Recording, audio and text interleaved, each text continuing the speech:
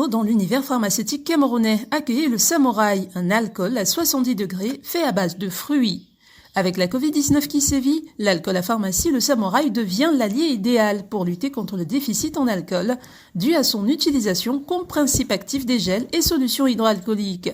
L'alcool à pharmacie, le Samouraï, est un alcool bio, contrôlé et certifié. Pour tout besoin d'approvisionnement, contactez la société Gic Bellomar, 6 descente de l'église du Centenaire à Aquadouala.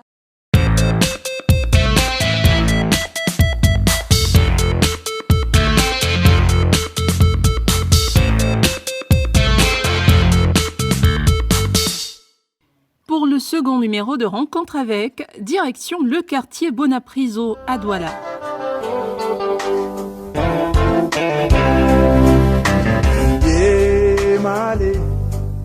Nous sommes allés à la rencontre d'une jeune, talentueuse et aiguisée plume dans un savant mélange de lion et d'aigle à la fois.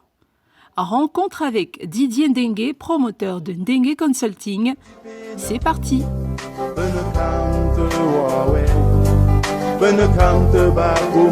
Bienvenue à la Plume de l'Aigle, je suis Didier Ndengue, le promoteur de Ndengue Consulting, qui est une agence de communication et de campagne digitale. Nous existons depuis 2018 et nous sommes à notre deuxième année, bien évidemment. Ici, nous produisons du contenu web, nous animons des pages Facebook, des sites internet.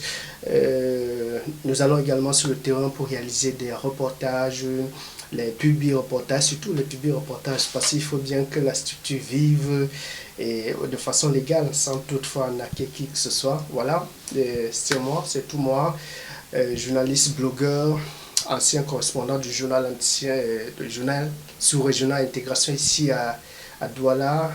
Et puis voilà, je me suis lancé dans cette aventure pour relever le défi du digital, et surtout que le chef de l'État, Paul Biya, il a appelé les jeunes dans un discours, je pense que c'était en 2013, il a dit: chers jeunes, il faut oser, et le digital nous offre une large ouverture et qui nous permet de créer notre monde à nous.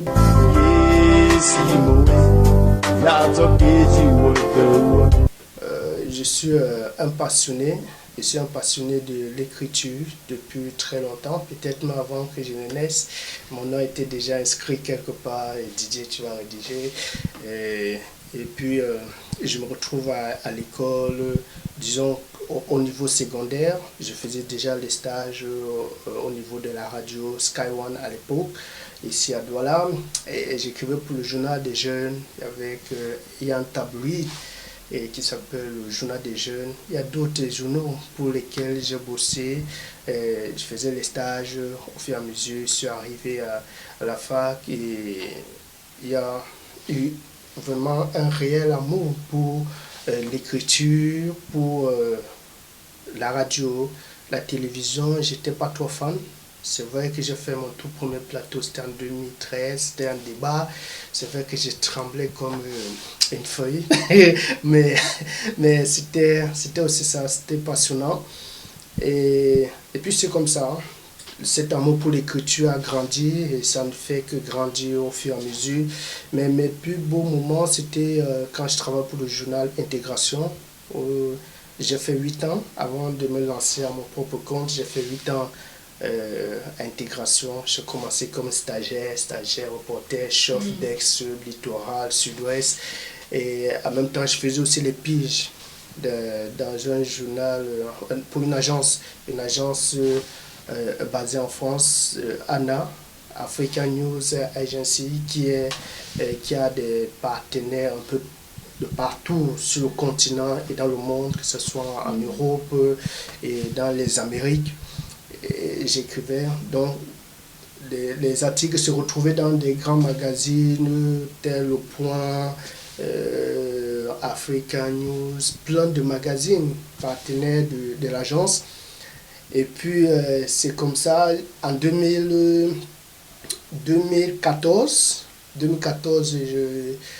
je suis admis au niveau de Mondoblog. Mondoblog, c'est une plateforme de blogueurs francophones qui sont établis partout sur le continent, sur la planète, dans les 4 coins du monde. Donc, je participe à un concours en 2013 et 2014, je suis retenu.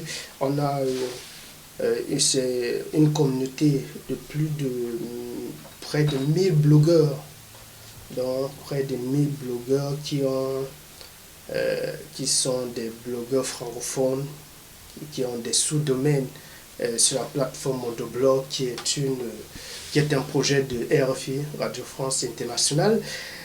Et puis voilà, c'est un peu ça, les liens entre le journalisme, l'écriture.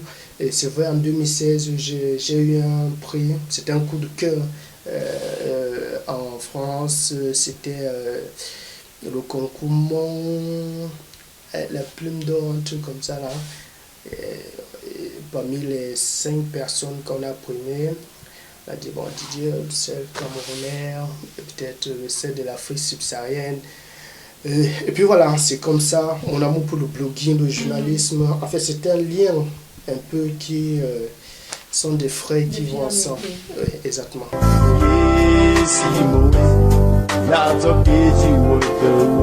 L'aigle symbolise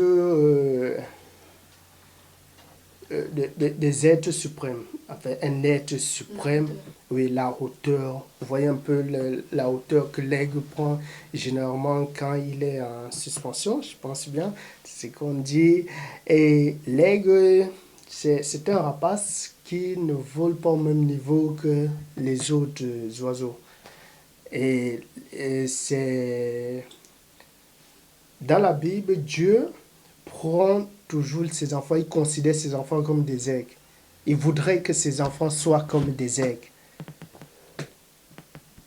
L'aigle ne mange pas la viande morte, elle mange une viande fraîche. L'aigle a une vision qui dépasse même les jumelles réunies. Il voit une certaine distance que les autres ne peuvent pas facilement voir. L'aigle, en fait, c'est un côté spirituel.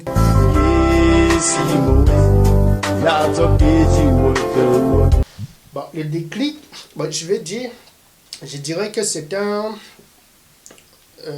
une pression, une pression intérieure.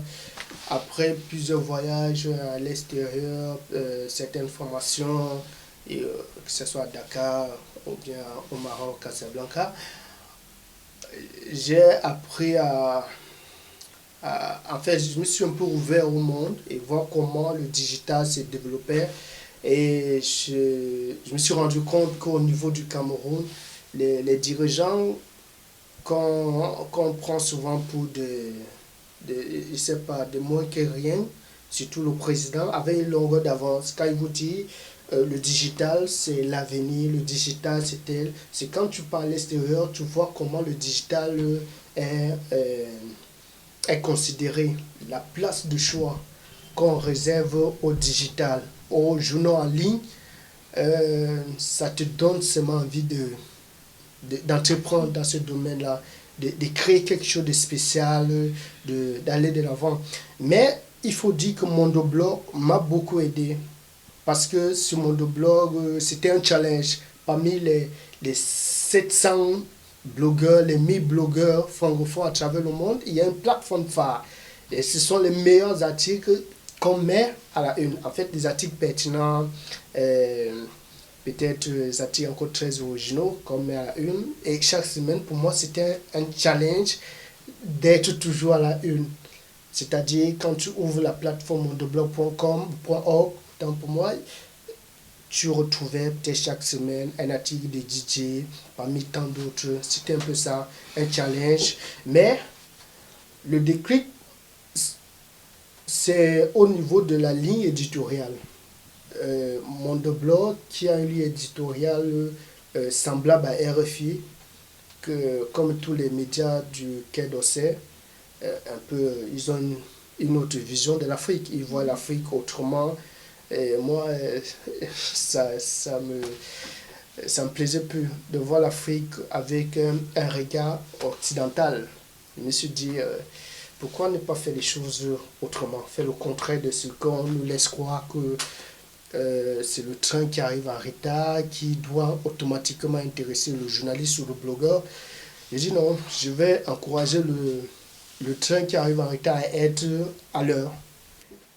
Sur mon blog, j'avais un slogan. Le slogan de mon ancien blog sur la plateforme Mondoblog, c'était mon regard africain. Ça, c'était au début. Mon regard africain. Et ce regard africain a croisé la mer au niveau de Dakar. Quand je me retrouve là à Dakar, je suis face à la mer. Un ami centrafricain, il me prend en photo. Et cette photo, je l'aime jusqu'à présent parce que quand je regarde ça, j'ai un regard africain. Pour comment les Africains font pour se retrouver en Europe, ils nagent, tout ça, et se retrouvent de l'autre côté. C'est resté gravé, mais après j'ai changé de slogan.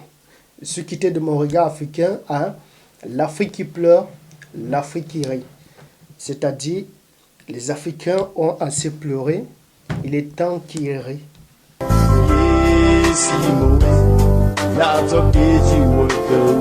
Ici, le défi est de rehausser, de polir l'image de l'Africain qu'on a toujours vu comme un sous-homme.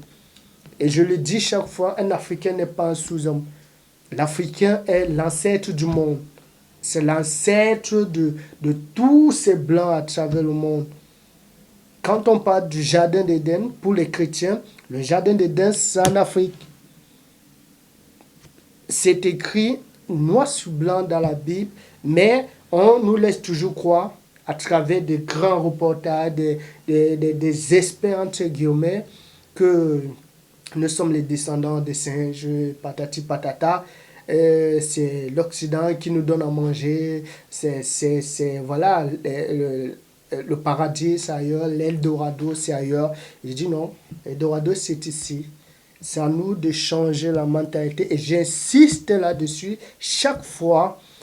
Quand l'occasion se présente, je prends des images pour faire rêver ceux qui ne rêvent plus.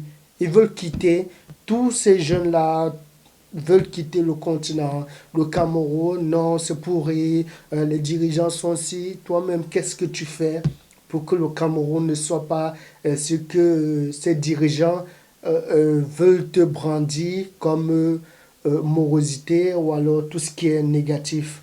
Donc, c'est un peu ça sur le challenge, sur le combat que je mène au quotidien.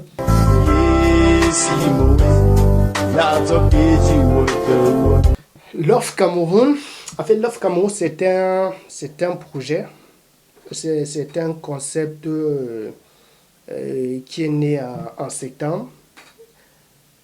La première vidéo de Love Cameroun a été produite en septembre, réalisée par Malik Parezo. C'est le monsieur avec qui je travaille. Love Cameroun, c'est une web émission. C'est une web émission qui met en vitrine un patron d'entreprise, un porteur de projet ou alors un ambassadeur d'une cause noble. Et Love Cameroun, c'est beaucoup plus pour les amoureux du Cameroun, ceux qui bataillent pour le Cameroun, qui aiment le Cameroun tel qu'il se présente et qui militent pour que le Cameroun change, pour que les conditions de vie soient meilleures, pour que l'environnement change. Mais en fait, ce sont des gens qui, des personnes qui croient vraiment à leur pays. C'est un peu ça, Love Cameroun. Tu crois, tu es le Camerounais ou alors l'ami du Cameroun. On parle de ton projet, tu présentes ton projet, tu dis ce qu'il apporte au Cameroun, quelle est la plus-value, et puis voilà, c'est un peu ça, Love Cameroun. Une émission de 10 minutes, une web émission de 10 minutes.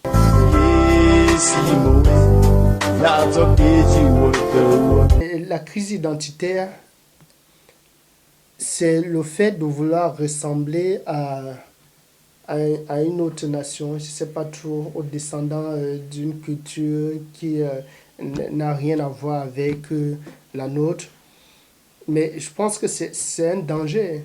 C'est très dangereux quand on se détache de ses racines, quand on rejette, on renie vraiment sa terre natale, et je pense que là, on a de gros soucis parce qu'on n'aura plus de repères. Donc, les médias qui sont financés par des lobbies qui luttent pour dépouiller certains cerveaux, en fait, pour totalement transformer ceux qui ne croient plus en leur culture. Un peu chez nous en Afrique, on se dit le meilleur, ça vient toujours des grosses boîtes, des gros médias.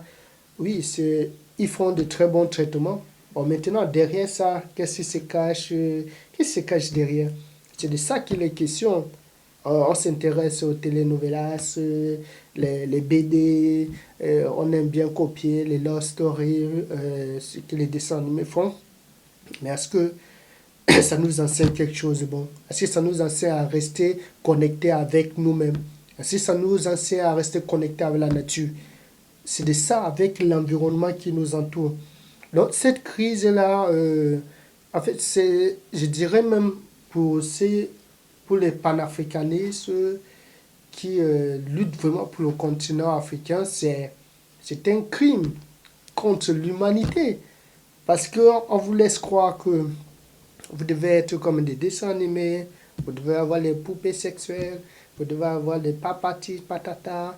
Donc, je pense que c'est très dangereux et chaque Africain doit se ressaisir avant de regarder une émission, avant d'adopter l'attitude, parce que toujours, rien n'arrive au hasard.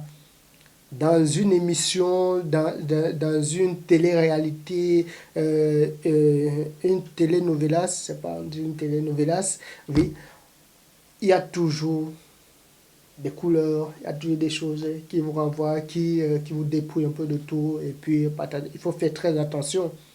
Vraiment, il faut rester soi-même, il faut rester humain, il faut garder les valeurs ancestrales, il ne faut pas se détacher de sa culture.